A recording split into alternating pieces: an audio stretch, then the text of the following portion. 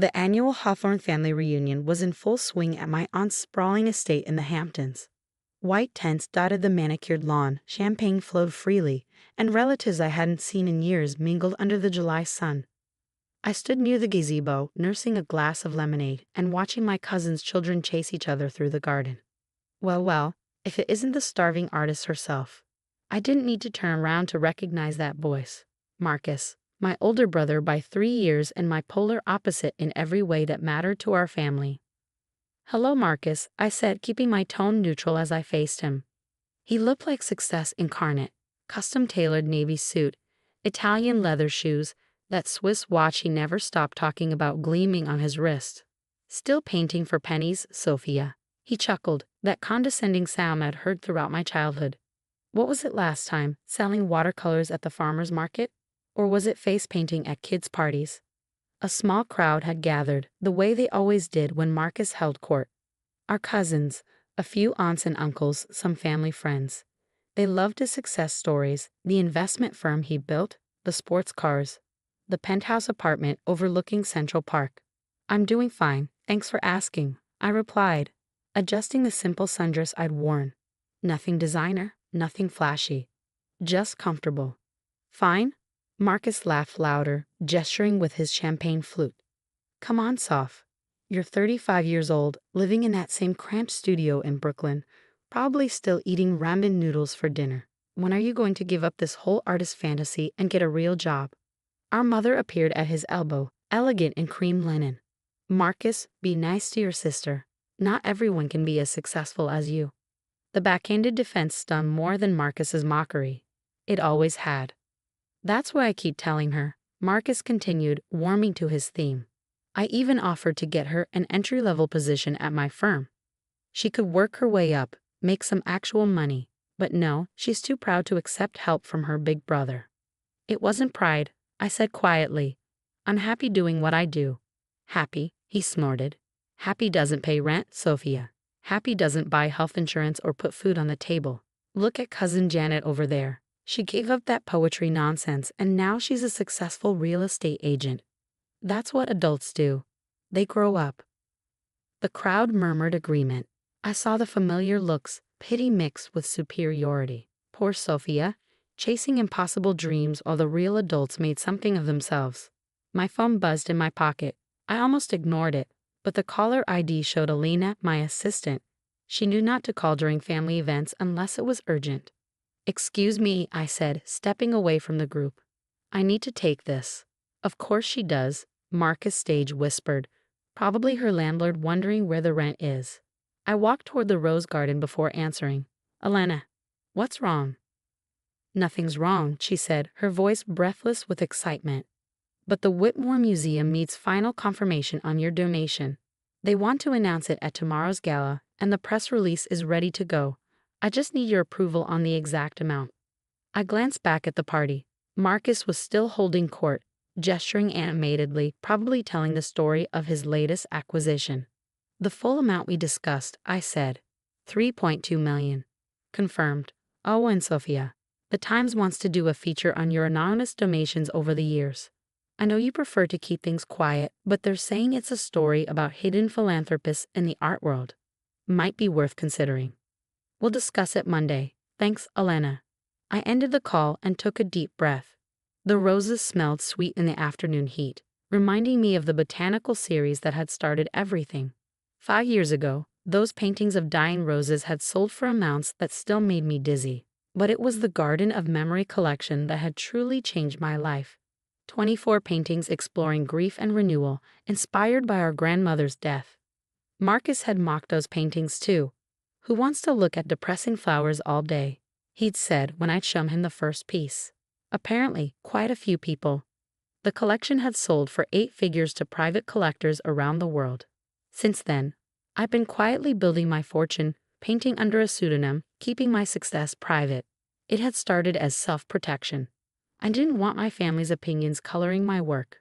But over time, I'd grown to love the anonymity.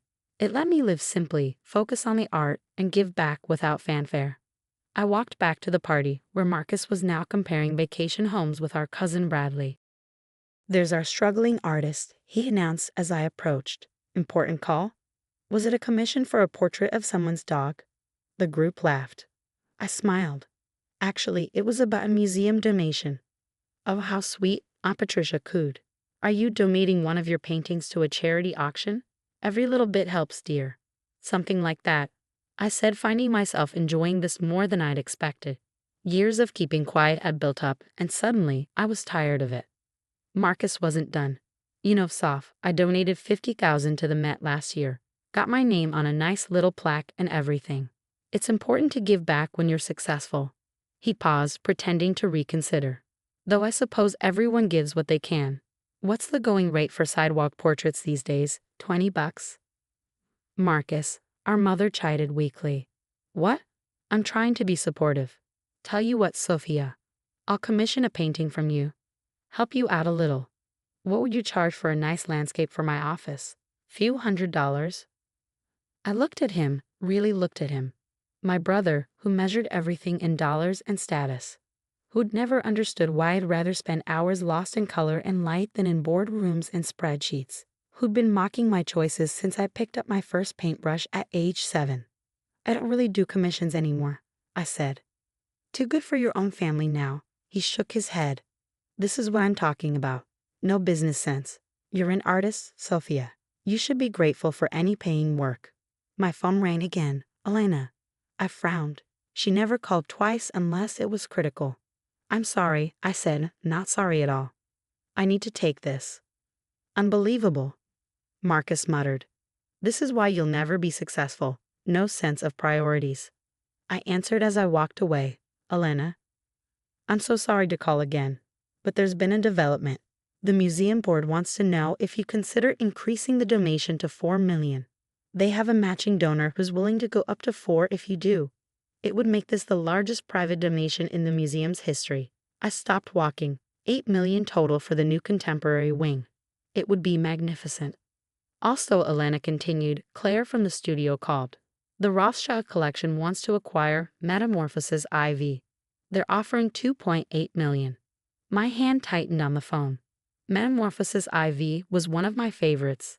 A massive abstract piece that had taken 6 months to complete. But the Rothschilds had one of the best private collections in the world. My work would be in good company. Tell the museum yes to $4 million and accept the Rothschild offer, but I want visitation rights written into the contract. Of course. Oh, and Sophia, your accountant wanted me to remind you about the foundation meeting next week. You're reviewing grant applications for emerging artists. The fund is up to $12 million now. $12 million. I remembered being a struggling artist myself, eating cereal for dinner, rationing canvas and paint.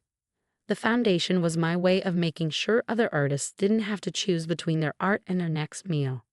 Thanks, Elena. No more calls today unless something's actually on fire. Understood. Enjoy your family reunion. I almost laughed at that. When I returned to the group, Marcus was in the middle of another story about his business prowess. So I told them, take the offer or leave it. In this economy, you have to be ruthless. Everything okay? Mom asked, noting my expression. Fine, I said. Just some museum business. Marcus perked up. Museum business? Don't tell me you're still trying to get your little paintings into galleries. Sophia, when are you going to accept that not everyone can make it as an artist? There's no shame in having a regular job. She's always been stubborn. Uncle Robert chimed in. Remember when she turned down that scholarship to business school? Could have had a real career. I have a real career, I said quietly. Sure you do, Marcus said, his voice dripping condescension. Tell me, what's your annual income from this real career? Because last I heard, you were still living in that rat-infested studio, probably surviving on generic groceries and the kindness of strangers. The group tittered uncomfortably. Some looked away, embarrassed by his cruelty. Others watched with the fascination of people viewing a car wreck. You want to know about my career? I heard myself saying, fine, let's talk about it. Oh, this should be good, Marcus said, settling back with his champagne. Please enlighten us about the glamorous life of a struggling artist. I'm not struggling, I said simply. I haven't been for years. Right, that's why you show up to these things in clothes from Target. I like Target, I said. I also like living quietly, Not everyone needs to broadcast their success, Marcus. He laughed. Success? What success? Selling a painting here and there to tourists. I pulled out my phone and showed him a photo. See this painting? It sold last month for $1.2 million. The laughter died. Marcus leaned forward, squinting at the screen. That's one of your weird flower things. It's from my Solitude series. The buyer was a collector from Hong Kong. He owns 6 of my pieces now. That's impossible, Marcus sputtered.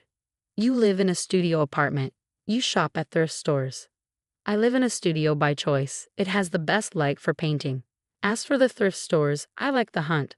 Found a genuine Balenciaga jacket for $12 last month. But Aunt Patricia looked confused. If you're selling paintings for millions, why don't you live like it? Because I don't paint for the money. I never have. The money is just a byproduct of doing what I love. Marcus recovered quickly. One lucky sale doesn't make a career. Any hack can fool a rich collector once. It wasn't one sale, I said calmly. Last year alone, I sold 43 original pieces. My lowest sale was $90,000. My highest was $3.7 million. You're lying. His face had gone red. This is pathetic, Sophia. Making up stories to impress people. I don't need to impress anyone. But since you brought up donations earlier, yes, I was confirming a museum donation. $4 million to the Whitmore Museum for their new contemporary wing. Dead silence. Someone dropped a fork on a plate, the clatter absurdly loud. $4 million? Mom whispered. They're naming it the Hawthorne Wing, I added. I thought Grandma would have liked that. She always loved the Whitmore. But how? Marcus's voice cracked. I paint under the name Southeast Thorn, I said. Have been for 5 years now. Turns out people really like my weird flower things and depressing abstracts. Recognition dawned on several faces. Southeast Thorn was not a household name, but in certain circles, collectors, museum curators, art investors, it was gold. You're Southeast Thorn. Cousin Janet gasped. I tried to buy one of your paintings last year. The gallery said there was a 2-year waiting list. 3 years now, I corrected. My studio manager handles all that. I just paint. Marcus stood abruptly, his champagne sloshing. This is ridiculous. If you're so successful, why the act? Why pretend to be poor? I never pretended to be poor. You all just assumed. I said I was fine, that I was happy. You're the ones who equated that with failure. But you could have told us. Why? So you could do what you're doing now, make it about money instead of art? I've listened to you mock my work for 20 years, Marcus. You called my paintings worthless, my dreams stupid, my life a failure. Why would I share my success with someone who only respects bank balances? He opened his mouth, closed it, opened it again. For once, my brother had no words. The foundation I run, I continued, gives grants to emerging artists. We've funded over 200 artists in the last 3 years. Some of them come from backgrounds like ours. Families who think art is a waste of time unless it makes you rich. I wanted them to know someone believes in their work, regardless of its commercial value. How much? Uncle Robert asked faintly. How much is the foundation worth? 12 million and growing. We add to it every year. Every year. Mom looked dazed. Sophia, what do you actually make? I sighed. This was why I kept it quiet. Last year, after taxes and donations, about 18 million. Marcus sat down hard on a garden chair. His perfect suit was wrinkled now, his composed facade cracked. 18 million, he repeated. In 1 year. It was a good year, I admitted. The retrospective at the Venice Biennale helped, and the piece that sold to the National Gallery. The National Gallery bought your work. Aunt Patricia's voice rose to a squeak. 2 pieces, actually. They're part of the permanent collection now. I looked around at their faces, shocked, disbelieving, some calculating, others ashamed. These people who'd pitied me, who'd whispered about poor Sophia and her failed dreams. You know what the funny thing is? I said, none of this. The money, the recognition, the success you all respect so much. None of it matters as much as the moment I finish a painting I'm proud of. That feeling when the last brushstroke completes something I've been seeing in my mind for months. That's the real success. Everything else is just noise. Marcus found his voice again. You let me mock you. For years, you let me think you were a failure. I let you show me who you are, I corrected. Someone who only values others based on their net worth. Do you know why I never took that job at your firm? Because I saw how it changed you. You used to love music, remember? Play guitar in college. When's the last time you picked it up? He flinched as if I'd slapped him. Success isn't just about money, Marcus. It's about being able to look in the mirror and like who you see. It's about going to bed excited for tomorrow because you get to do what you love again. Can you say that about your life? The party had gone completely silent. Even the children had stopped playing, sensing the adult tension. Elena called one more time. I almost didn't answer, but she knew the rules. What is it? I said, not bothering to walk away this time. The Times. They're not taking no for an answer. They want to do a profile on you for the Sunday magazine. Cover story. They know about the donations, the foundation, everything. They're calling you the invisible philanthropist. I considered it. 5 years of anonymity had been peaceful, but maybe it was time. Set up the interview, I said. But I want approval on the final piece. Already negotiated that. Also, the studio in Paris called. They're ready whenever you are for the residency. Thanks, Elena. We'll talk Monday. I hung up to find everyone staring at me. Paris? Mom said weakly. 6-month residency at the Cité des Arts. I've been putting it off, but I think it's time. 6 months in Paris, Marcus muttered. Of course you're going to Paris. I looked at my brother, really looked at him. Beneath the anger and shock, I saw something else. Loss, regret. Maybe even a flicker of the boy who used to play guitar for me while I painted. You could come visit, I offered. Bring your guitar. He blinked rapidly, looking away. I sold it years ago. I know, I said softly. I bought it. It's in my studio. I keep thinking someday you'll want it back. That broke something in him. His shoulders sagged, the fight going out of him like air from a punctured balloon. I don't even remember how to play, he admitted. That's the thing about art, I said. It waits for you. It's always there when you're ready to come back. The reunion continued, but the dynamic had shifted completely. People approach me differently now, some with newfound respect, others with barely disguised greed, a few with what might have been genuine interest in my work. I left early, tired of the questions and calculations. As I walked to my beat-up Honda Civic, another thing that had apparently convinced them of my poverty. Marcus caught up with me. Sophia, wait. I turned. He looked smaller somehow, diminished. I'm sorry, he said, for all of it. The mockery, the condescension. I think I was jealous. Of what? You're the successful one, remember? He laughed bitterly. Successful? I work 80-hour weeks doing something I hate, to buy things I don't need, to impress people I don't like. You're right, I haven't played music in years. I don't even listen to it anymore. Too busy with spreadsheets and conference calls. It's not too late, I said. Isn't it? I'm 38 years old. I've built my entire life around something that makes me miserable. I was 30 when I sold my first real painting, 32 when I could finally support myself with art. It's never too late to choose happiness, Marcus. He stood there in his expensive suit, looking lost. Would you really let me visit in Paris? Bring the guitar, I said. We'll see what you remember. I drove away, leaving him standing in the driveway of our aunt's mansion. In my rearview mirror, I saw him pull out his phone, probably already looking up guitars online. Back in my studio apartment, and yes, it really was just a studio, though a nice one with perfect north light, I stood before my latest work in progress. A massive canvas dominated one wall, awash in blues and grays with hints of gold breaking through like dawn after a storm. The foundation reviews could wait. The Times interview could wait. Even Paris could wait. Right now, there was just me, the canvas, and the familiar weight of a brush in my hand. Everything else, the money, the fame, the family drama, faded away. This was success. This moment, this feeling, this perfect silence broken only by the whisper of brush on canvas. My phone buzzed with texts. Marcus asking about guitars. Mom apologizing for years of subtle dismissal. Cousins suddenly interested in my art. I turned the phone off and picked up my palette. Tomorrow, I'd deal with the complications that came with revealed success. Tonight, I had a painting to finish. And despite everything, or maybe because of it, I smiled. Marcus had been right about one thing. I was still painting for pennies. It just turned out that each penny was worth a lot more than he'd thought.